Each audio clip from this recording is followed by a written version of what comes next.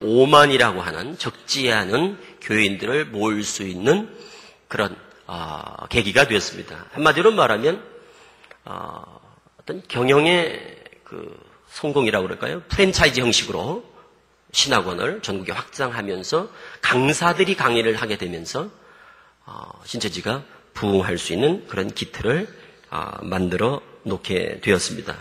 그러던 중에 많은 문제점들을 안고 있었습니다만은 여러 가지 이해가 안 되는 것들 또 그 안에서 우리가 고민하는 것들이 참 많았습니다만은 앞서 말씀드린 것처럼 실상이라는 게 있습니다. 거기는 계시록 사건의 실상이 나타났다.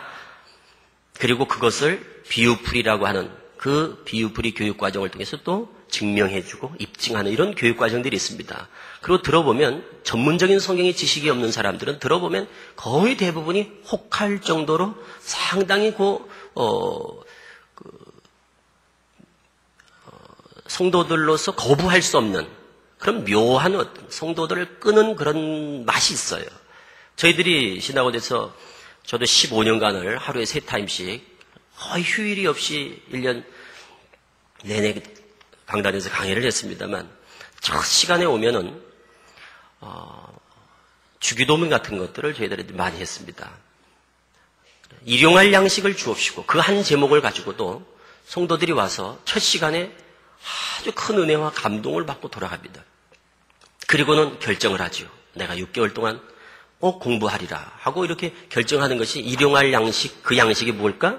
육의 양식이 아니라 영의 양식이다. 한번 성경을 찾아보자 하고서 성경을 쭉 몇 장 몇 절 찾아서 딱 제시하면 그 양식이 우리가 하루 3끼 먹는 밥인 줄 알았는데 그것이 아니었구나. 이런 것들 때문에 아주 놀라면서 그리고 공부를 하기로 작정하는 이런 식입니다. 처음부터 이만희 씨를 믿어야 영생을 한다. 지상천국 14만 4천 뭐 이런 얘기를 하면 아무도 아마 공부하기로 결정하지 않을 겁니다. 그런데 그 단계가 있거든요. 그래서 신학원을 통해서 그렇게 비유풀이라는 것으로 아주 유명세를 타게 됩니다. 무료 성경 신학원이. 그렇게 되면서 전국적으로 급속도로 확산이 되고 수강생들이 물밀듯 밀려오게 되면서 아주 수많은 사람들의 열매, 거기서 말한 열매 맺는다고 그럽니다. 전도를. 그렇게 해서 수많은 사람들이 몰려오게 됩니다. 저는 이제 신학원에서 또 강의를 하면서 이제 전문적인 신학을 한 경험이 없다 보니까 저희들은 그러다 보니까 가르치는 게 한계가 있죠. 그런데 배우러 오는 분들은 신학생도 오고 목사님들도 오고 심지어 신학 교수분들도 와서 공부를 했습니다. 그러면서 그분들하고 영적으로 많이 논쟁을 하게 되겠죠. 그리고 배운 분들, 성경에 대해서 좀 지식이 있는 분들은 성경을 가지고 따집니다. 이제 최근에 들어오니까 영어 성경, 원어 성경을 가지고 또 질문을 하고 그리고 도전을 해오는 이런 분들을 많이 경험하면서 저는 일선에서 어떤 신천지 교리의 어떤 한계 같은 것들을 많이 남보다 느끼게 됐습니다. 그러면서 나름대로 이제 일반 신학 서적들을 이제 보게 되고, 왜? 지피지기면 백전불태다. 이런 생각을 가지고, 그래서 알아야 되겠다 하는 마음으로, 그래서 공부를 하는 가운데서 뭔가 좀 개선돼야 될 것들, 그리고 성경적으로 다시 정립돼야 될 부분들이 많지 않는가, 이런 것들을 이제 계속 고민해 오던 중에 작년입니다. 2006년 9월경에 시작된 이만희 씨의 13특별 공과가 있었습니다. 그 가운데 어떤 내용이 있었는가 하면 누가복음 22장의 최후의 만찬에서 예수님께서 하신 그 말씀을 주제로 해서 이런 내용이 있습니다. 그 교리 가운데 영생이라고 하는 것은 죽지 않는 것인데 그 영생을 어떻게 전제하는가 하면 육신이 죽지 않아야 영생이다라고 전제하고 얘기를 합니다. 예수님께서 아버지 나라에서 새 것으로 먹을 때까지 다시 먹지 않겠다. 그런데 예수님께서 우리에게 약속하신 그 예수님의 살과 피를 먹어야 영생인데 아버지 나라에서 먹을 때까지 다시 먹지 않겠다. 그것은 아버지 나라에서 먹을 때 영생이 있다라고 하는 것에 대한 예언이다라는 얘기입니다. 그러므로 왜 예수 그리스도가 오셔서 살과 피를 그때 주셨더라면 다 영생을 했어야 되는데 왜 죽었겠느냐 지금까지 사람들이. 그건 육적인 얘기를 하는 겁니다. 육신이. 왜 예수 믿는다 하는 사람들이 다 지금까지 죽었겠느냐? 예수님께서 약속한 살과 피, 새 언약의 살과 피를 먹지 않았기 때문이다. 그러나 이제 아버지 나라에서 그 아버지 나라는 신천지를 얘기하는 것이고 새 것으로 먹는다 하는 것은 바로 이만희 씨가 받았다는 열린 말씀, 계시의 말씀, 실상의 말씀을 듣는 것을 의미합니다. 그럴 때는 다시 죽지 아니하리라. 그때는 죽지 아니하리라. 그러므로 오늘날 신천지에서 새 말씀을 먹는 우리들은 이제 죽지 않습니다. 그러나 예수 그리스도를 믿고 죽었던 사람들은 먹을 걸 먹지 못했기 때문입니다. 그리고 그 사망이라는 건 왜 오느냐? 죄 때문에 옵니다. 그런 논리라면은, 그래, 저는 그 말씀을 듣고, 제가 이제 가르치는 사람이었으니까, 반해서, 저는 그 지교회에 요한지파라는 데가 있습니다. 12지파 중에 요한지파의 세빛교회라고 하는 서울 강동구에 있는 그 세빛교회라는 데를 15년간 제가 개척해서 담임을 하고 있었습니다. 한 성도들은 한 2,000명 정도 됐습니다.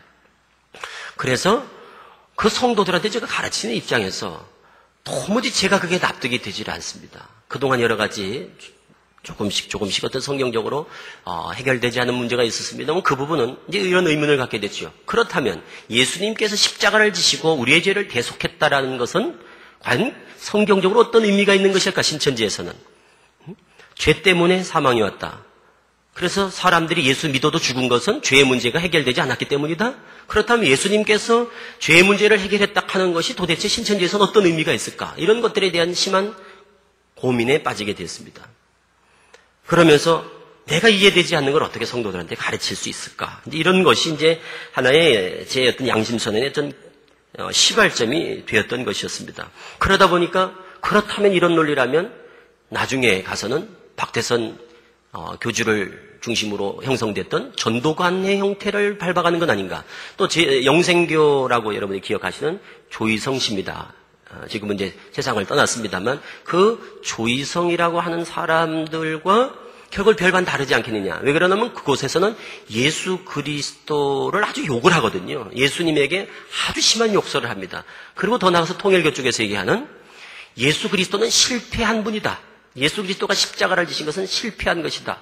그렇다면 예수 그리스도의 어떤 사역에 대해서 성경적으로 아주 무용론을 주장하고 있는 건 아닌가.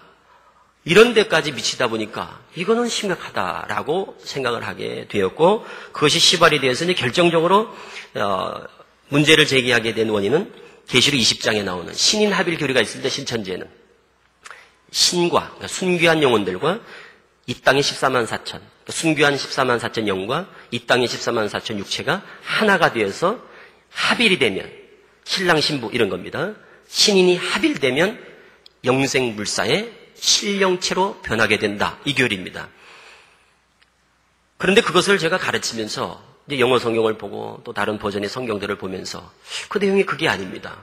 신합일의 이 문제가 계시록 20장 4절이 그런 의미로 개역성경, 한글 개역성경에만 그렇게 돼 있지 좀 더 원문에 충실히 번역된 다른 버전들을 보면서 그렇게 돼 있지 않은 걸 발견하게 된 게 제가 가장 결정적으로 심각하게 생각하게 된 이제 동기가 되었던 겁니다. 그래서 이제 이런 것 등등 해서 이건 더 이상 그냥 묻어서 넘어갈 수 있는 문제가 아니다. 더구나 신천지 5만 성도가 오직 영생 하나 보고 신인 합일되면 영생불사 안 죽는다. 이것 때문에 올인하고 있는데 만일 이게 아니라면 이것은 보통 큰 문제가 아니다. 그리고 그것을 내가 먼저 눈을 뜬 입장이라면 그것을 알면서 성도들에게 어떻게 가르치고 또 그것을 내가 믿지 않는 걸 성도들에게 이야기할 수 있을까? 이런 것 때문에 너무나 괴로운 나머지 바로 이제 그 이후에 7교육장이 있습니다. 신천지에는. 계시록 4장에 하늘 보호자 형상을 쫓아서 이 땅에 이룬다 해서 총회장, 이게 이제 하나님과 예수님의 보좌가 되는 것이죠. 그리고 그 앞에 7눈 같이 7교육장이 있습니다. 세상으로 말하면 대통령 수석 비서관처럼 그런 역할을 하는 7교육장 중에 제가 2교육장과 대화를 통해서 2교육장이 저의 얘기에 문제에 이제 동감을 하고 또 2 강사를 또 다시 의견을 나누면서 성경을 가지고 얘기하면서 같이 이제 동감을 하면서 5명입니다. 그러니까 요한지파 12교회 중에 5개 교회 담임이 그 중에 교육장 3, 담임 강사 2 이렇게 5사람이 서로 마음을